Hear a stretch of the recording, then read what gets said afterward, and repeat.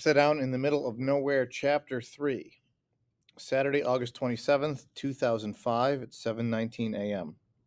Tap, tap, tap. Someone was knocking on me and Celi's bedroom door. Come in, I loud whispered. It was early, and Celi was still asleep beside me. I moved her arm from across my face, and I hated sleeping with my sister. It wouldn't have been so bad except for the fact that instead of her occupying her side of the bed like she was supposed to, she felt inclined to find new ways of sleeping on top of me. The door creaked open a few inches, and Daddy stuck his head in. Good morning. Morning, Daddy, I said with my lazy morning voice. The smell of cinnamon and warm chicory brewing in the coffee pot floated into our room. I'm headed to Pete's. Do you want to ride along? At the end of every month, when Daddy got his paycheck, him and Georgie made to run to Mr. Pete's donut shop and got a couple of dozen fresh donuts. I knew without asking the reason he was offering for me to ride with him instead of my brother because it was my birthday weekend. Celi rolled over, but I kept on sleeping and was out of my bed before I answered. I'll be out in a minute. I always liked the way Saturday mornings smelled. That was the day Mama made her pies, and everyone in the neighborhood called her the Pie Lady. Anyone needing a pie for any reason would be a fool if they didn't get one from my Mama. Last Christmas, there was a lady who drove 4 hours from Lake Charles for 5 of my Mama's pies. They're that good. Mama would get up while it was still dark as tar outside and the rest of the world was still sleeping. She started by rolling the dough. Most times there'd be flour from one end of the counter to the other. After she got her pie crust all fixed, she'd start slow cooking the fillings on top of the stove. By the time I come walking to the kitchen, the sun had only been up a short while, but the whole house already smelled of cinnamon, apple, sweet potato, and extra nutmeg, and the sugary sweet perfume of heavy syrup simmering in a big silvery pot. Mom was standing at the stove, stirring one of them pots with a big wooden spoon, and I came up behind and stood on my tippy toes so I could kiss her cheek. Morning, Mama. She's pretty, my Mama, but I think she's always been the most real pretty girl in the morning when she has her pie making glow. I knew this when she was the happiest. I guess she loved her pie making the way Celi loved her books. Good morning, Mama said, putting the spoon down on the counter. She wiped her floury hands on the apron and gave me a warm morning hug. Then she took my face in both her hands and rubbed my nose with her nose. Did you sleep well? Yes, ma'am. I reached past her and dipped my finger in the thick goop puddled on the wooden spoon. Mama lightly slapped the back of my hand, and I smiled and put my syrupy finger in my mouth, knowing right away it was the fixings of a pecan pie. Meemaw was sitting at the table cracking pecans, and there was a bowl for shells and a bowl for the nuts, but Meemaw was missing both of them. Nuts and shells and dust covered the table. Hardly nothing was in the bowls.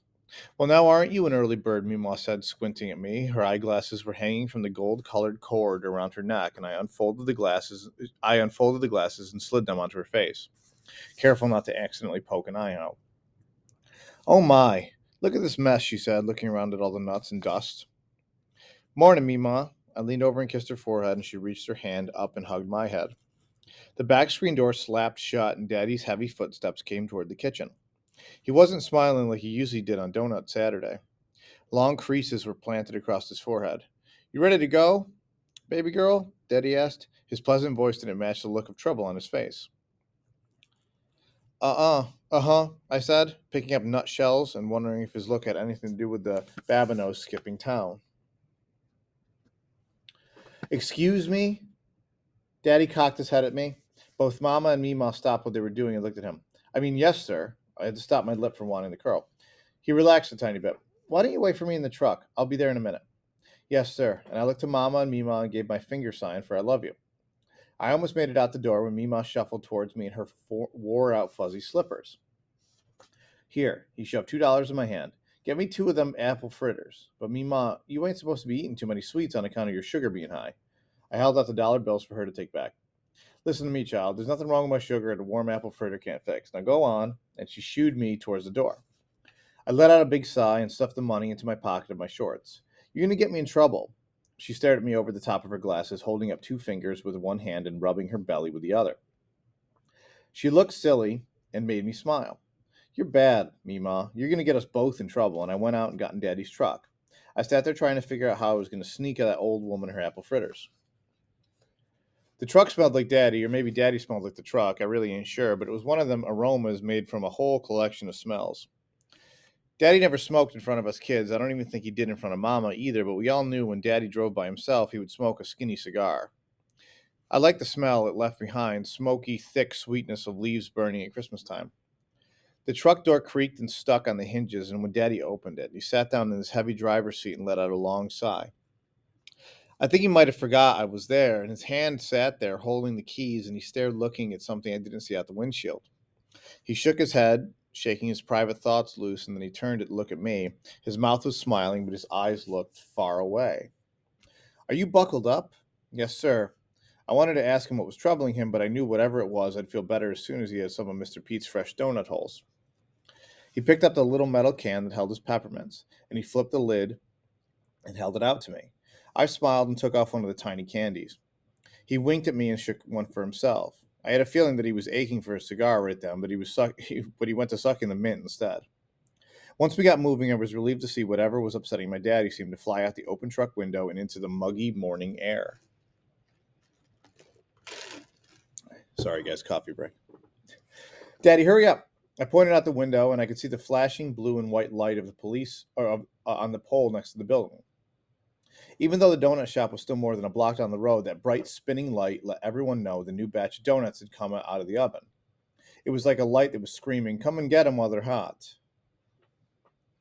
My mouth started to water, thinking about biting into the hot, fresh, melt in your mouth dough. Daddy, drive faster. But he didn't say nothing. He just grinned and sucked on his peppermint, and I bounced up and down in my seat. The truck finally made it to the sandy parking lot, and a big old dust cloud whooshed out from underneath us, and I jumped before Daddy even had a chance to shut off the engine. I slammed my door shut and slid around the front of the truck.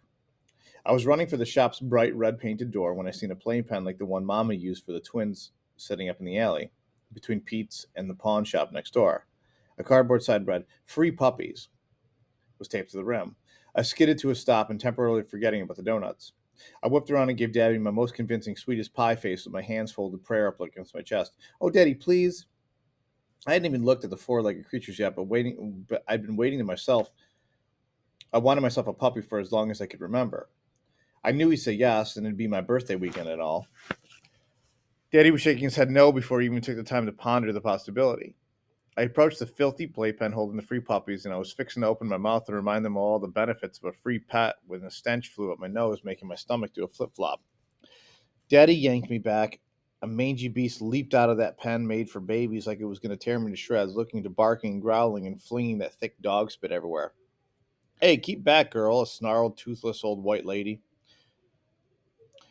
She came swaggering from around the corner of the donut shop, carrying a long, thick stick in her hand. Daddy swept me from behind him and took a step towards the skinny, dirty, hunched-over woman. "We're just looking at your puppies, ma'am," Daddy said. "The devil dog and two more like it were all yapping and having a fit. These here ain't for you." The words got lost in a raspy phlegm rumbling around the saggy throat, and the woman's eyes were watery yellow, and her face was dry and cracked like gator skin. Even though I was safe behind Daddy, I could smell the sourness of the woman's old breath. Without any warning, that ugly old witch swung her stick, and hit one of those dog monsters upside the head so hard the stick splintered. The animal screamed, a dog screamed, and the other two yelped and ran to huddle in the corner. "Go on now," the evil woman grumbled, waving her stick. "Get on out of here." Daddy put his arm around the shoulder and guided me towards the red door of the donut shop, and I couldn't tear my eyes from the old woman's heartless face.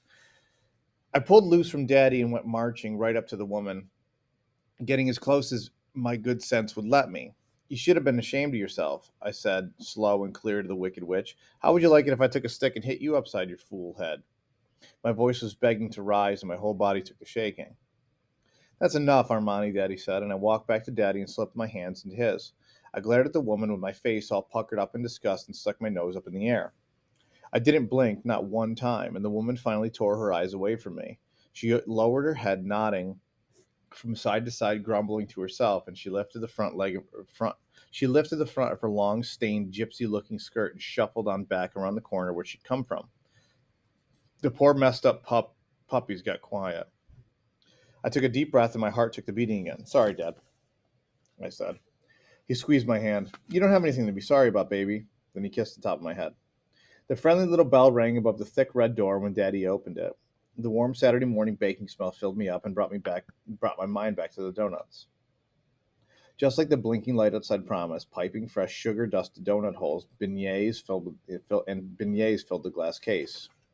The shop was full of people, but none of them seemed to be interested in the goodness of fried dough. More than one person said the name Katrina, and I knew right then they were talking about the stupid storm. Miss Lowell was standing smack dab in the middle of the room, preaching to everyone. I ain't trying to be hurtful, but the woman was so large she took up more than her share of the tiny shop. Well, Miss Lowell went on, all I'm saying is, soon as that storm hits, then the warm waters of the Gulf, y'all know it ain't going to be good. One hand was firmly planted on her generous hip, and the other one was waving here and there, with the under part of her arm wobbling like a bowl of brown jello. Yup, yup, it's all her squat. Is all her scrawny, soft-spoken husband said, and it was probably the only thing he ever said, what with being around Miss Lowell all and all. Y'all best mark my words. We ain't ready for no big hurricane. That's all I'm saying. She kept blowing out air like it was helping to make her point. I was bored to death of Miss Lowell's ranting and raving about that dumb storm. Daddy and old Mr. Leroy were over by the red door in the corner that takes Mr. Pete upstairs in the living area. Mr. Pete, the best smelling white man I've ever known. He used to live in a real nice butterbean colored house with his wife till she died from cancer a few years back, and that's when he moved and started staying above his donut shop. Meemaw said he was never going to find him a new wife living up there like that, but I didn't agree. I told her someday I'd love to marry a man that came with his own built-in donut shop. The corner door creaked open, and Mr. Pete hurried through it, trying to bite his blue apron strings behind his back. He stopped to shake Daddy's hand. Morning, George. Good morning. You doing all right, Pete? Daddy said. Oh, yeah, just trying to get ready for the storm, Mr. Pete said, and headed my way. Hey, George, while you're here, go on upstairs and grab one of those tracking charts off my desk. I have plenty. Grab one for Leroy, too. And he took his place up behind the counter and went to lining up a fresh batch of donuts holes in perfect straight lines. Good morning, Armani, Mr. Pete said. Good morning, Mr. Pete. My eyes scanned through the donut case, and Mr. Pete picked one of those hot sugar-dusted donut holes off the counter and offered it to me. I set it on my tongue where it dissolved, barely needing any chewing at all, and I closed my eyes. Well, Mr. Pete chuckled, what can I get for you, young lady?